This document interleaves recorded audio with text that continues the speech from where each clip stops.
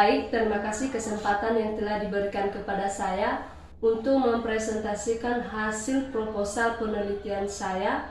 Dan terlebih dahulu yang saya hormati Bapak dosen pengampu mata kuliah Seminar Proposal Bahasa dan Sastra Indonesia, dalam hal ini Bapak Agustinus Duha, MPD.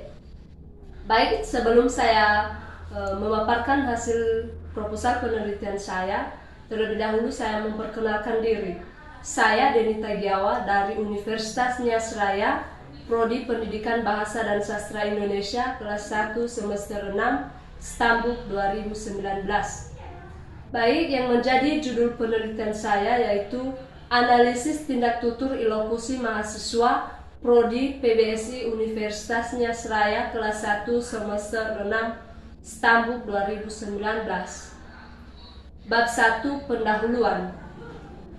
Latar belakang masalah. Penelitian ini dilatar belakangi oleh mahasiswa Prodi PBSI Universitas Nias Raya, kelas 1 semester 6, Stambuk 2019. Dalam bertindak tutur, masih banyak di antara mahasiswa ini yang masih belum memahami dan mengerti bagaimana cara berkomunikasi dalam bentuk tindak tutur ilokusi. Bagian B yaitu fokus dan subfokus penelitian. Yang pertama, fokus penelitian. Yang menjadi fokus dalam penelitian ini adalah analisis tindak tutur mahasiswa Prodi PBSI Universitas Nias Raya, kelas 1 semester 6, Stambuk 2019.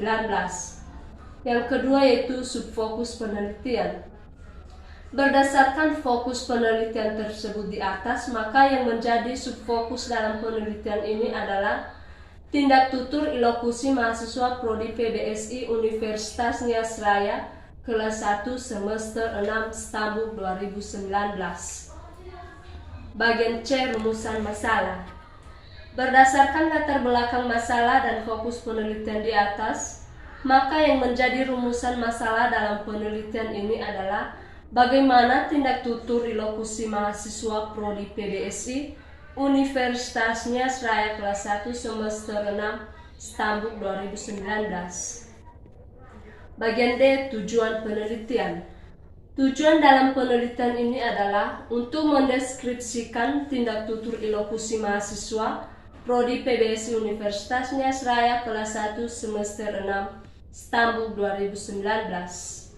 Bagian E, manfaat penelitian.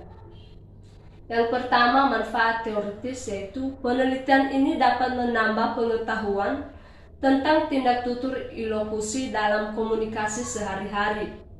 Yang kedua, manfaat praktis. Manfaat praktis bagi pembaca yaitu dapat menambah pengetahuan tentang tindak tutur. Bagi guru dapat dijadikan sebagai bahan untuk mengajari siswa tentang tindak tutur.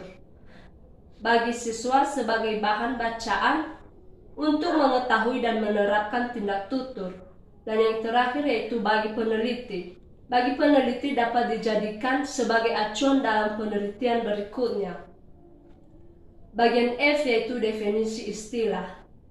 Yang pertama yaitu bahasa adalah sebagai sistem lambang bunyi yang bersifat sewenang-wenang atau arbitrer yang dipakai oleh anggota masyarakat untuk saling berhubungan dan berinteraksi.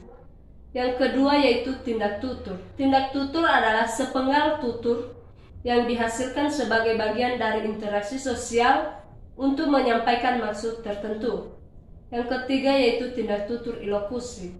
Tindak tutur ilokusi adalah tindak tutur yang menyatakan atau menginformasikan yang memiliki makna tersirat dari tuturan untuk melakukan sesuatu sejauh situasi tuturan. Bab 2 yaitu tinjauan pustaka.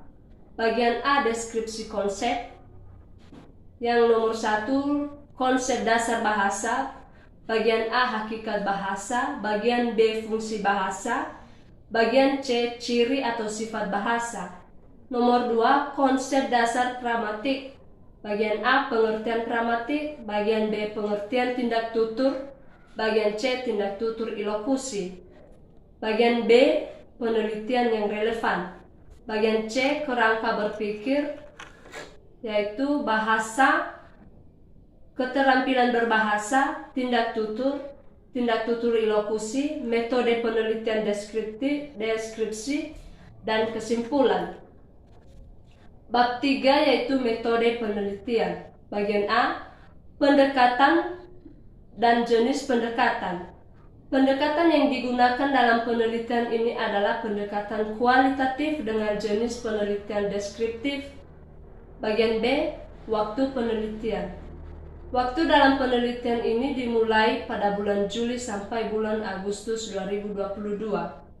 Tempat penelitian yaitu di Universitas Nias Raya, di Prodi PBSI kelas 1 semester 6 STAMUK 2019. Data dan sumber data. Bagian C, data dan sumber data. Data dalam penelitian ini yaitu data primer dan data sekunder. Bagian B, sumber data penelitian, yaitu sumber data dalam penelitian ini yaitu mahasiswa kelas 1 semester 6 STAMUK 2019 Prodi Pendidikan Bahasa dan Sastra Indonesia di Universitas Nias Raya. Bagian D, teknik pengumpulan data. Yang pertama yaitu teknik pengamatan atau observasi. Yang kedua, teknik dokumentasi. Bagian E, teknik analisis data. Yang pertama, reduksi data, penyajian data, penarikan kesimpulan. Bagian F, pengecekan keabsahan data. Dalam penelitian ini, teknik yang digunakan ialah triangulasi waktu. Baik, demikian saja hasil presentasi saya. Saya ucapkan terima kasih. Ya ahom.